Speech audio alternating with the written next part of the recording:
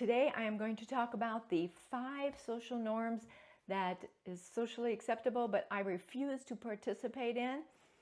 Some of them for many, many years, decades, I haven't participated in them. Some of them more recent, but I just can't. I don't do it. And here they are. Let's go through them. Number 1, gossiping. One of the things that happened when I really started to watch my words and my thoughts, I realized I would engage in gossip in an insidious and innocent way. And I just can't do it anymore. I've become the boring friend because when I get around groups of people, friends, the minute they start talking about someone, I just don't join in the conversations. And I actually have a hard time even listening, although I try to be kind and active in the conversation as far as being present, because I don't want to be that friend who is like, oh, I can't believe you guys. That's not me. I'm not going to judge them that they're gossiping. I'm just choosing not to do it for myself. So I can't do it. And it happens so easily. You slip into gossiping so easily. It can be as innocent as, hey, I haven't heard from so-and-so. It could be a sibling, it could be a friend. Have you heard from them? How are they doing? And then the person instantly will start going, well, and then they'll start gossiping. Now, how do you know the difference? I mean, you're going to say, well, you asked the question how they were doing. And yes, I did. I'll give you an example. So my siblings live all over the country.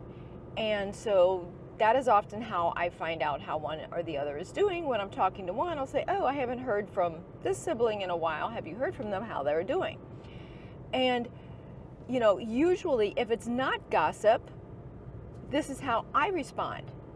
If I'm asked, I say, oh yeah, I talked to whatever sibling the other day, and it was nice to hear from him. He called for my birthday and we chatted for a while. To which they'll be like, oh, where are they at, or what are they doing? And I'll just give it very matter of fact. Well, they said they were here and they were doing this. And then that's when it usually starts to go down the slippery slope of gossip. There will be judgment. That's how it's gossiping. Well, I don't know why they're doing that, or something to that effect, or something like that insinuated. That's when it's slipped into gossiping, as opposed to just relaying information to catch up on how someone is doing. And at that point, I just push it away. I just say, well, you know, whatever. They seem happy, so it's fine. I'm not my decision. And I'll just kind of do that. And, you know, because there was a time when I gossiped and people were used to me doing that. And then when I quit doing it, it's like an awkward moment, and you've got to get okay with that awkward moment. I have so many friends. They're good people, and they don't even realize they're gossiping. I promise you, if you said to them, if I pointed it out, which I won't, unless it's malicious, but if it's just the kind of gossiping that people do that it's innocent in their mind, they don't think anything of it, I won't point it out. If it's malicious, I will. But I've got really good friends who are really good people, and they do that kind of stuff, gossiping all the time. And I just don't engage. And it gets to where I just stand there, and there's awkward silent moments, and either we end the conversation, or I'll change the conversation, or they change it. But they're slowly starting to learn, and I don't even know if it's conscious, but they're slowly starting to learn that Jamie's not going to engage in this kind of stuff. It's really hard for me. It's not even that I don't want to. I don't like to, and I don't like to hear it. I don't like to be a part of it. Because when we gossip, even if it's innocent gossip, it's judging someone. And basically, the underlying tone is, I know better than this person, and you know, that's judgment. So that's my big social norm that I just don't participate in anymore. I have completely opted out of. Number 2, I no longer go around saying I'm old. Let me just tell you a quick little story. I go for my annual medical checkup every year. And about 4 years ago, maybe 5 now, I went and saw my doctor. Everything went fine. And afterwards we were chatting and she's like, "You're in really good condition for your age." And I was like, why do we have to add for your age? I'm in really good condition. Because the truth is, I'm not in really good condition for my age. I'm in really good condition general as a human. And being the age I am at 58, I am so over people walking around going, "Oh, I'm old. Oh, I hurt. Oh, I'm too old for this." Oh, and it's like, you are speaking your reality into existence.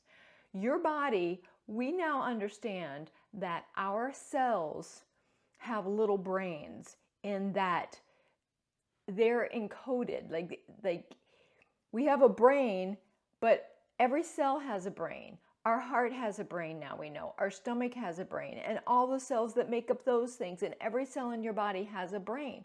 And when you are speaking or thinking these things, you are putting energy behind that, and you are sending that to the brain of your cells, and your cells saying, "Oh, we're old? Okay, we'll be old. Oh, we hurt? Okay, we'll hurt."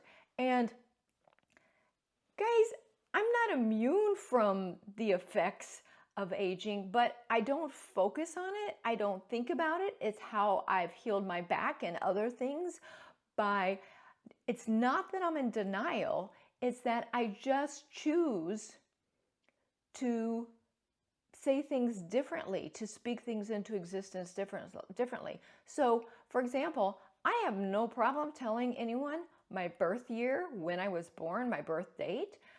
They can do the math. I don't care. But I don't like to. I mean, I talk about my age a lot on this channel, only in putting things in perspective for you. But in my real life, I don't talk about it because to me it's arbitrary.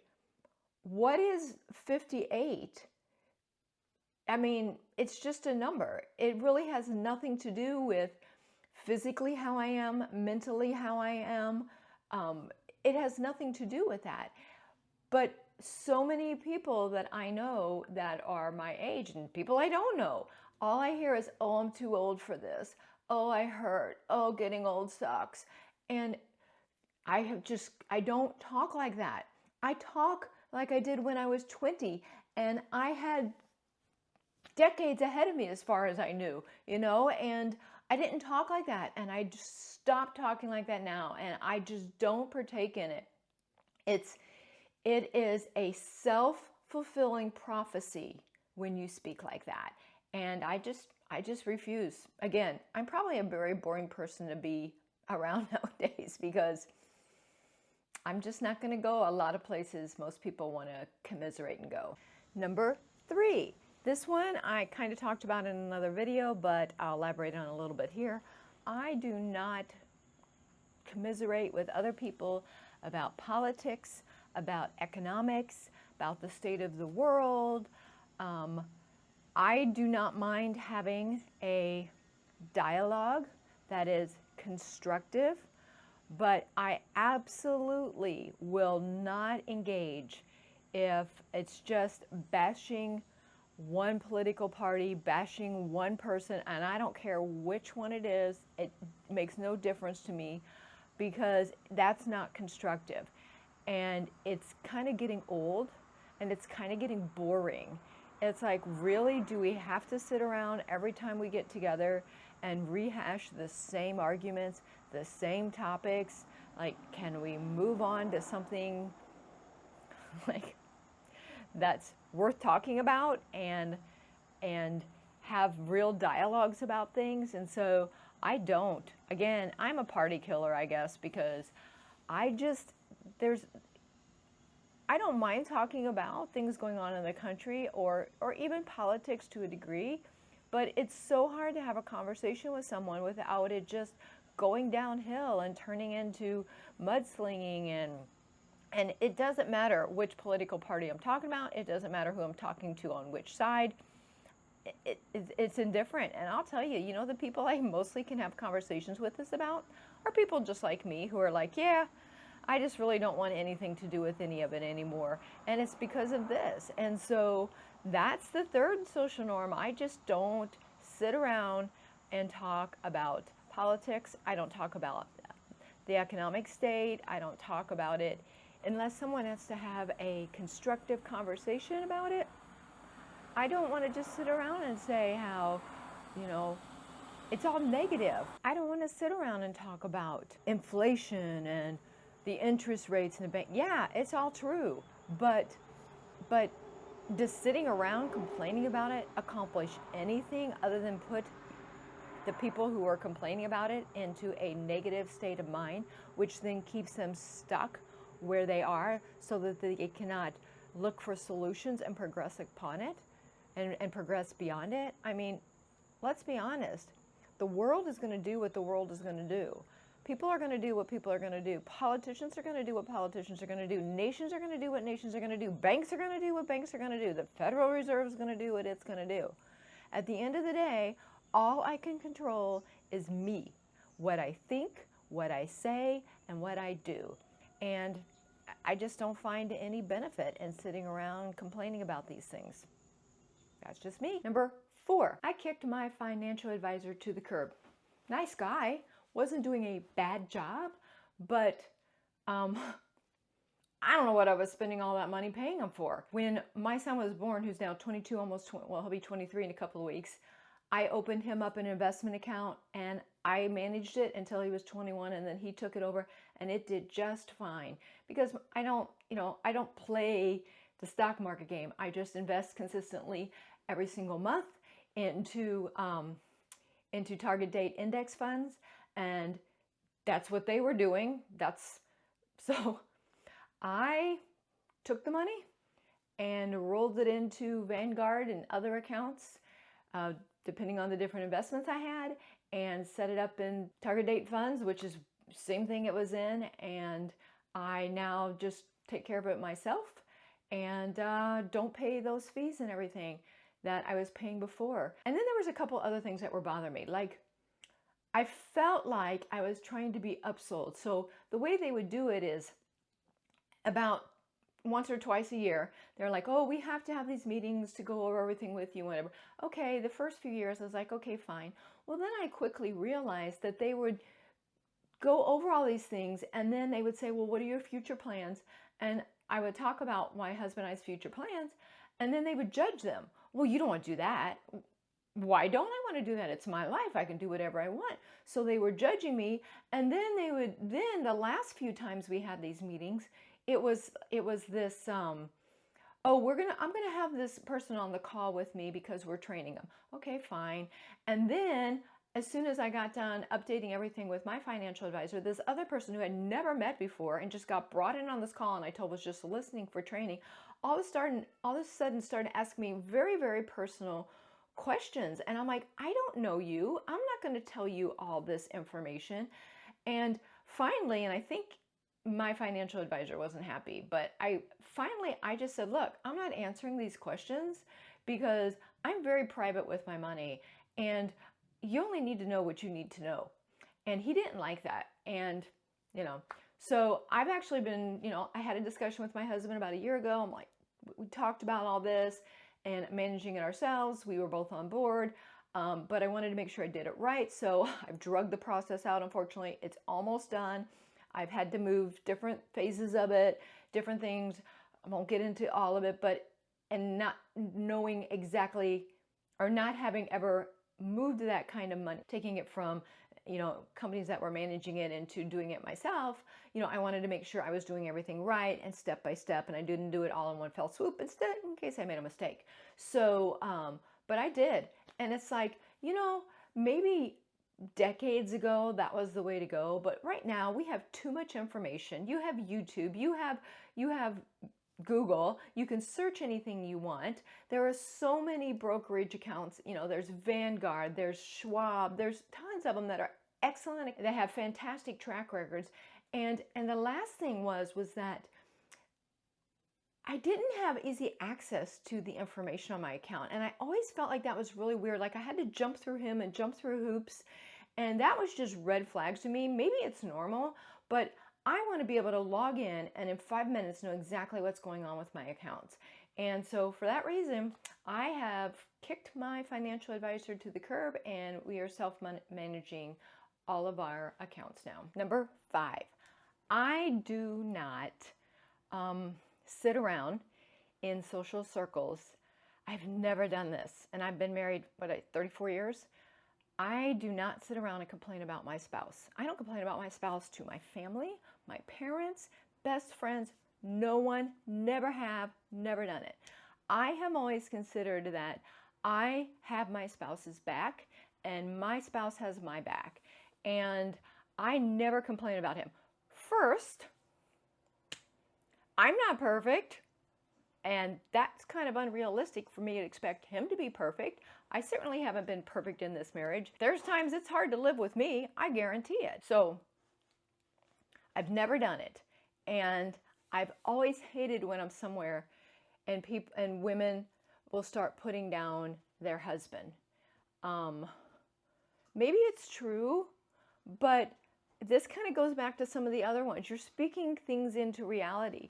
Instead of just complaining about it, why don't you do something about it? Or are they really that bad? See, I have this thought, and men do it with their wives too. It goes both ways. I think it is a way to build a relationship with people around you. My dog's going crazy in the background. I think people use it as a way in social circles to get closer to someone. You know, someone will say something about their husband and it's like, I'm going to wind up you. Oh yeah, my husband does that too. He does this. Or, oh yeah, my wife. I just don't do it. I never have. I always feel like if I have an issue with my husband, then I need to address my husband directly with it. But I will never go behind his back and talk about him. Oh my gosh, even worse, when you're in social circles, you ever been somewhere in social circles and there's a couple sitting there and one of the people start dissing their partner right in front of everybody and humiliating them? That is so not cool. How do you expect to have a loving, trusting, close relationship if you're doing that kind of stuff? Again, you got a problem with your spouse or your partner, you talk to them in private about it. That whole publicly humiliating, or just, you know, sometimes it's not, I wouldn't even say humiliating. Sometimes it's just, you know, taking digs about your spouse or complaining about them. I know some of you will say, well, that's just how I've been. Well, I've been married 34 years and I've never had to do it to vent. I have conversations with my spouse. I think that's how I vent. I say, hey, that was not okay. And we have a dialogue about it. I do the same thing with my son. I cannot tell you how many times I hear parents complaining about their children. Now, my son is not perfect by no stretch of the imagination.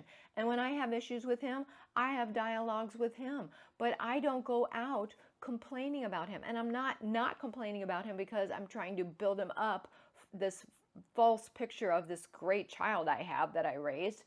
That's not it either. I just respect him enough to not talk bad about him or complain about him to other people. And again, that includes family. You know, if I have an issue with him, I talk to him. Of course, my husband, I can talk to him about it. But even then, I'll be very open with my son about, hey, I talked to your dad about this, or vice versa. So I just don't. I can't. It does not feel right. It has never felt right. I have not done it in 34 years of marriage. Even when we've been in some rough patches in our marriage, you know, like if we've gone through, we haven't had tons of bad arguments, but there's been a couple. And even then, I just worked it out with him and never drug him through the mud, because he is a good person. And I would never want anyone to have the impression that he's anything other than that. So that's my 5 socially acceptables that I refuse to participate in. All right, guys, see you in tomorrow's video.